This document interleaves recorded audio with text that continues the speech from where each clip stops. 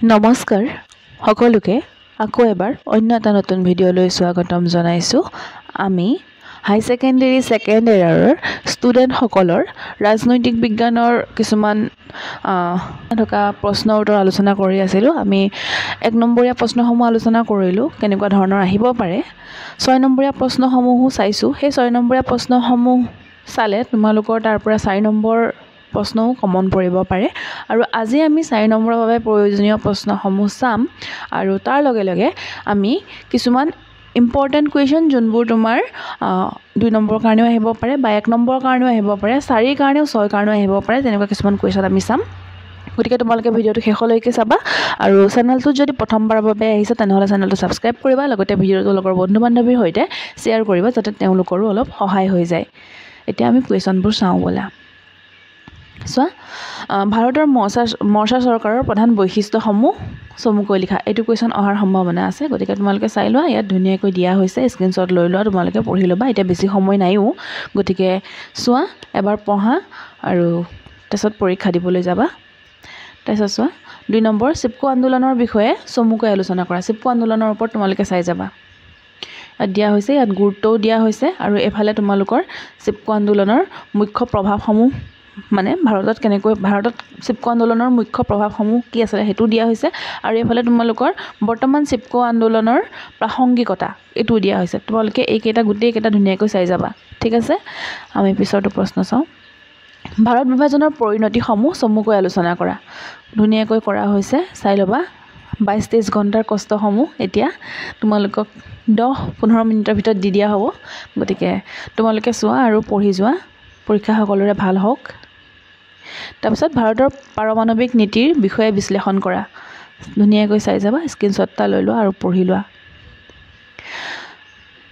1969 চনৰ ৰাষ্ট্ৰপতি নিৰ্বাচনৰ সৈতে জড়িত বিতৰ্কৰ বিষয়ে বিশ্লেষণ কৰা হৈছে। তোমালোকে এইখিনিয়ে যে লিখিব লাগিব তেনেকুৱা কোনো কথা নাই। তোমালোকে যদি নোটছ বনাই থৈছা আগতে, কুৱেশ্যনটো চোৱা আৰু আগৰ নোটছৰ পৰা পঢ়া, ঠিক আছে। তাৰপিছত চোৱা, বিশ্বায়নৰ ওপৰত চমুকৈ আলোচনা কৰা। ধুনীয়াকৈ দিয়া হৈছে। এতিয়ালৈকে চাগে কোনো তেনেকৈ পঢ়িবলৈ নায়েই, সকলোৱে পঢ়িয়ে আছা, গতিকে এইখিনি কুৱেশ্যনো এবাৰ চাই যাবা। তোমালোকে পঢ়াখিনিতো পঢ়ি চাই লগতে এইখিনি কুৱেশ্যনো এবাৰ চাই যাবা, কুৱেশ্যনৰ উত্তৰবোৰো চাই যাবা, ঠিক আছে। তোমালোকে যদি উত্তৰ ধুনীয়াকৈ বনাই থৈছা সেইবোৰ উত্তৰে পঢ়া, খালি প্ৰশ্নটো লোৱা, এনেকুৱা ধৰণৰ প্ৰশ্ন আহিব। তাৰপিছত চোৱা, ৰাষ্ট্ৰসংঘত সংস্কাৰৰ প্ৰয়োজনীয়তা সম্পৰ্কে বিশ্লেষণ কৰা। ধুনীয়াকৈ কৰা হৈছে, ল'লা স্ক্ৰীনশ্বট। তাৰপিছত 8 নম্বৰ প্ৰশ্নত 2001 চনৰ মহিলাৰ সবলীকৰণৰ ৰাষ্ট্ৰীয় নীতিৰ প্ৰধান উদ্দেশ্যসমূহ লিখা। এইখিনি দিয়া হৈছে মহিলা সবলীকৰণৰ ৰাষ্ট্ৰীয় নীতিৰ, আৰু তোমালোকৰ ইয়াত ৰাষ্ট্ৰীয় নীতি বুলি নিদি জাতীয় নীতি বুলিও দিব পাৰে। জাতীয় নীতিৰ প্ৰধান উদ্দেশ্যসমূহো তোমালোকৰ আহিব পাৰে। তাৰপিছত চোৱা, 9 নম্বৰ জনতা চৰকাৰে গ্ৰহণ কৰা উদ্যোগসমূহৰ বিষয়ে চমুকৈ আলোচনা কৰা। ইয়াত 2014 চনৰ পৰা 24 চনলৈ কি কি কৰিছে সেইখিনি দিয়া হৈছে। স্বচ্ছ ভাৰত অভিযান, ডিজিটেল ইণ্ডিয়া, আত্মনিৰ্ভৰশীল ভাৰত অভিযান, প্ৰধানমন্ত্ৰী আৱাস যোজনা, তাৰপিছত উজ্জ্বল যোজনা, প্ৰধানমন্ত্ৰী জন আৰোগ্যতা ক্ৰান্তি যোজনা, তাৰপিছত বেটী বচাও বেটী পঢ়াও, ছ'চিয়েল ছিকিউৰিটি স্কিমসমূহৰ ওপৰত যোনখিনি তেওঁলোকে উদ্যোগ তেওঁলোকে গ্ৰহণ কৰিছে, যোনসমূহ স্কিম তেওঁলোকে উলিয়াইছে সেইসমূহৰ ওপৰত ধুনীয়াকৈ দিয়া হৈছে। তোমালোকে চাই লোৱা। আমি পিছৰটো চাওঁ। তাৰপিছত বিশ্বায়নৰ সাংস্কৃতিক আৰু অৰ্থনৈতিক পৰিণতিসমূহৰ বিষয়ে আলোচনা কৰা। হয়তো সাংস্কৃতিক আহিব, নহয়তো অৰ্থনৈতিক আহিব, বা দুইটাও আহি যাব পাৰে, গতিকে ধুনীয়াকৈ চাই লোৱা। দিয়া হৈছে তোমালোকৰ কিতাপতো ধুনীয়াকৈ দিয়া হৈছে, গতিকে সেয়াও পঢ়া, এয়াও চোৱা। তাৰপিছত তোমালোকৰ যোনটো মনলৈ আহে পৰীক্ষাত তোমালোকে সেইটোৱে ধুনীয়াকৈ লিখিবা, ঠিক আছে। তাৰপিছত বিশ্ব বেংকৰ কাৰ্যাৱলীসমূহ চমুকৈ লিখা। উত্তৰসমূহ ধুনীয়াকৈ দিয়া হৈছে, তোমালোকে চোৱা। বিশ্বৰ ৰাজনীতিত 9-11-এ কি সূচাই বিশ্লেষণ কৰা। এইটো 2 নম্বৰত কুৱেশ্যনতো আহিব পাৰে, বা 9-11 বুলিলে কি বুজা বুলি 1 নম্বৰীয়া প্ৰশ্নও আহিব পাৰে, 4 নম্বৰতো আহিব পাৰে বা 6 নম্বৰতো আহিব পাৰে। চোৱা, খিলঞ্জীয়া জনসাধাৰণৰ অধিকাৰ আৰু পৰিৱেশৰ মাজত সম্পৰ্ক বিশ্লেষণ কৰা হৈছে ধুনীয়াকৈ। স্ক্ৰীনশ্বট এটা লৈ লোৱা, নহ'লে তোমালোকে যদি পঢ়ি আছা ভাল কথা। শ্বক থেৰাপি বা আঘাত নিৰাময় মানে কি, ইয়াৰ পৰিণতিবোৰ বিশ্লেষণ কৰা। শ্বক থেৰাপিৰ ওপৰত প্ৰশ্ন অহাৰ সম্ভাৱনা আছে, চাই লোৱা। মানৱীয় নিৰাপত্তা স্বাস্থ্যৰ মাজত সম্পৰ্ক কি চমুকৈ আলোচনা কৰা ধুনীয়াকৈ কৰা হৈছে পঢ়ি নাযাওঁ ভিডিঅ'টো বহুত দীঘল হ'ব গতিকে পঢ়ি নাযাওঁ গতিকে তোমালোকে চাই লোৱা তোমালোকে পঢ়িয়ে আছা আৰু এইখিনিও এবাৰ চাই যাবা ঠিক আছে ভাৰত আৰু পাকিস্তানৰ মাজৰ সম্পৰ্ক চমুকৈ বিশ্লেষণ কৰা কৈছে ভাৰত আৰু পাকিস্তানৰ মাজৰ হ'ব পাৰে ভাৰত আৰু শ্ৰীলংকাৰ মাজৰ হ'ব পাৰে ভাৰত আৰু বাংলাদেশৰ মাজৰ হ'ব পাৰে এইসমূহ প্ৰশ্ন অহাৰ সম্ভাৱনা আছে গতিকে এইসমূহ ধুনীয়াকৈ চাই যাবা তোমালোকে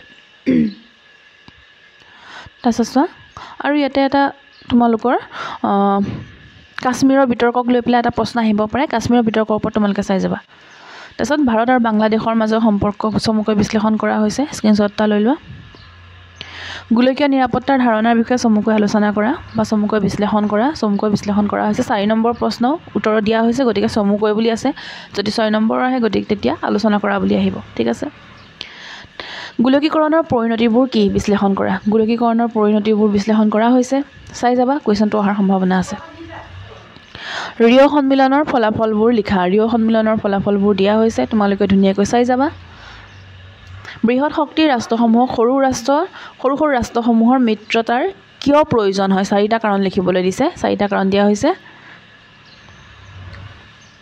লিখি লবা এটাটো লিখি লবলৈ সময় নাই গতিকে স্ক্ৰীনশ্বট লোৱা আৰু পঢ়া বিশ্বায়নৰ সাপেক্ষে দুটা আৰু বিপক্ষে দুটা যুক্তি প্ৰদৰ্শন কৰা হৈছে ধুনীয়াকৈ এই দুটা সাপেক্ষে আৰু এই দুটা বিপক্ষে আমেৰিকা যুক্তৰাষ্ট্ৰৰ প্ৰাধান্যৰ ক্ষেত্ৰত প্ৰতিবন্ধকতাসমূহৰ বিষয়ে বিশ্লেষণ কৰা মই কেতিয়াও কোৱা নাই তোমালোকে এইখিনি উত্তৰে লিখিব লাগিব মই কৈছো যে তোমালোকে প্ৰশ্নটো ধুনীয়াকৈ চোৱা তোমালোকৰ যদি উত্তৰ আছে আগতীয়াকৈ তোমালোকে যদি পঢ়ি আছা বহুত ভাল কথা যদি তোমালোকৰ নোটছ নাই তেতিয়াহলে তোমালোকে কিতাপটো চোৱা এও চোৱা তাৰ পৰা তোমালোকে এটা নোটছ বনোৱা সময় এতিয়াও আছে ঠিক আছে তাৰপিছত চোৱা প্ৰবজন আৰু মানৱীয় নিৰাপত্তাৰ মাজৰ সম্পৰ্ক কি বিশ্লেষণ কৰা ধুনীয়াকৈ কৰা হৈছে গোষ্ঠী নিৰপেক্ষ আন্দোলনৰ 4গৰাকী নিৰ্মাতাৰ নাম লিখা তোমালোকলৈ এটা প্ৰশ্ন এৰিব লাগিব গতিকে তোমালোকে এই প্ৰশ্নটোৰ উত্তৰ মোক কমেন্ট বক্সত লিখি জনাবা তাৰপিছত উমৈহতীয়া অথচ পৃথকীকৃত দায়বদ্ধতা মানে কি চমুকৈ লিখা হৈছে চাই লবা সমাজ আৰু অৰ্থনীতিৰ ওপৰত সন্ত্ৰাসবাদৰ প্ৰভাৱ বৰ্ণনা কৰা হৈছে অৰ্থনীতিৰ ওপৰতো কৰা হৈছে সমাজৰ ওপৰতো কৰা হৈছে এইখিনি হৈছে সমাজৰ ওপৰত প্ৰভাৱ আৰু এইখিনি হৈছে অৰ্থনীতিৰ ওপৰত প্ৰভাৱ দুইটা নিদি এটাও আহিব পাৰে ৰাষ্ট্ৰসংঘত ভাৰতৰ ভূমিকা সম্পৰ্কে লিখা ধুনীয়াকৈ লিখা হৈছে চাই লোৱা এবাৰ বিশ্ব দৰিদ্ৰতাৰ বিষয়ে লিখা এটো কোৱেশ্চন ইম্পৰ্টেন্ট হয়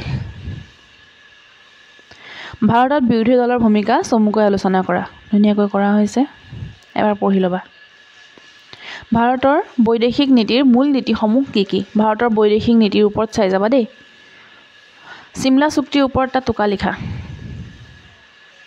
হৈছে চোৱা ভাৰতৰ বৈদেশিক নীতিৰ 4টা কাৰক এটা দুটা তিনিটা 4টা ধুনীয়াকৈ দিয়া হৈছে 4টা কাৰক ভৌগোলিক কাৰক অৰ্থনৈতিক কাৰক ঐতিহাসিক কাৰক আৰু জাতীয় স্বাৰ্থৰ কাৰক অলপ এক্সপ্লেইন কৰি দিবা এটা কাৰক লিখি পেলাই নিজৰ ফালৰ পৰা অকনমান এক্সপ্লেইন কৰি দিবা হৈ যাব ভাৰতে কিয় গোষ্ঠী নিৰপেক্ষ নীতি গ্ৰহণ কৰিছিল আলোচনা কৰা হৈছে চাই লোৱা ভাৰতৰ যিকোনো 4টা আঞ্চলিক ৰাজনৈতিক দলৰ নাম উল্লেখ কৰা অসম গণ পৰিষদ আকালি দল তেলেগু দেশম আৰু ডিএমকে ঠিক আছে তাৰ পিছত চোৱা 4টা বাস্তৱিকতা উল্লেখ কৰা যিয়ে শীতল যুদ্ধৰ পিছত বিশ্ব ৰাজনীতিত পৰিৱৰ্তন আনিছিল অৰ্থনৈতিক সংস্কাৰ সমাজবাদী আদৰ্শ আৰু সোভিয়েট সংঘৰ পতন গোষ্ঠী নিৰপেক্ষ আন্দোলনৰ অৱস্থান আৰু নব্য উপনিৱেশিকতাবাদ ঠিক আছে পিছৰটো চাওঁ 3টা কাৰণ দৰ্শোৱা কিয় গোষ্ঠী নিৰপেক্ষ দেশসমূহ কম উন্নত এটো কোৱেশ্চন অহাৰ সম্ভাৱনা আছে চাই লবা দেই ভালকে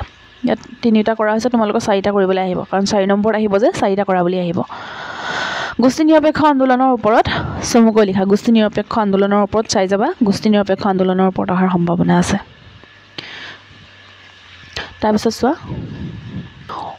ৱাৰছাও চুক্তি অতি চমুকৈ আলোচনা কৰা ৱাৰছাও চুক্তিৰ ওপৰত চাই যাবা 1 নম্বৰ 2 নম্বৰ 4 নম্বৰ 6 নম্বৰ ঠিক নাই কোনটো কোৱেশ্চন আহি যায় ঠিক আছে ৱাৰছাও চুক্তিৰ ওপৰত চাই যাবা আহিব পাৰে তাৰপিছত আমি চাওঁ 2 নম্বৰৰ কাৰণে মই আৰু বেলেগকৈ ভিডিঅ' নানো ভেটো ক্ষমতাই কি বুজায় এইটো চাই যাবা ধুনীয়াকৈ ৰাষ্ট্ৰসংঘৰ নিৰাপত্তা পৰিষদত যিকোনো সিদ্ধান্ত গ্ৰহণৰ ক্ষেত্ৰত স্থায়ী সদস্য ৰাষ্ট্ৰৰ বিৰোধিতা কৰিব পৰা ক্ষমতাই হ'ল ভেটো ক্ষমতা ইয়াৰ আগতে মই যোনটো ভিডিঅ' দিছিলোঁ তাত তোমালোকক সুধিছিলোঁ দ্বিতীয় বিশ্ব বুলিলে কি বুজা লিখা তাৰ উত্তৰটো এইটো চাই ল'বা তোমালোকে আৰু আমি এতিয়া কিছুমান ইম্পৰ্টেণ্ট টপিক চাম লোকে কোন কোন ঠাইৰ পৰা ভিডিঅ'সমূহ চাই আছে কমেণ্ট বক্সত নিশ্চয়কৈ লিখি জনাবা আৰু মোৰ ঘৰ হৈছে তেজপুৰত গতিকে তেজপুৰৰ কোন কোন ঠাইৰ পৰা তোমালোকে ভিডিঅ'সমূহ চাই আছা সেইটো কমেণ্ট বক্সত নিশ্চয়কৈ লিখি জনাবা কাৰণ জানিবলৈ মন যায় যে আমাৰ ষ্টুডেণ্টসকলে ক'ৰ পৰানো ভিডিঅ'সমূহ চাই আছে ঠিক আছে তাৰপিছত বিশ্বায়নৰ ওপৰত তোমালোকে চাই যাবা শীতল যুদ্ধৰ ওপৰত চাই যাবা ছোভিয়েট ইউনিয়নৰ ওপৰত চাই যাবা সেউজ বিপ্লৱ ৰাষ্ট্ৰসংঘ আৰু আধিপত্য এইকেইটা টপিকৰ ওপৰত তোমালোকে চাই যাবা এইকেইটা টপিকৰ ওপৰত কুৱেশ্যন আহিব পাৰে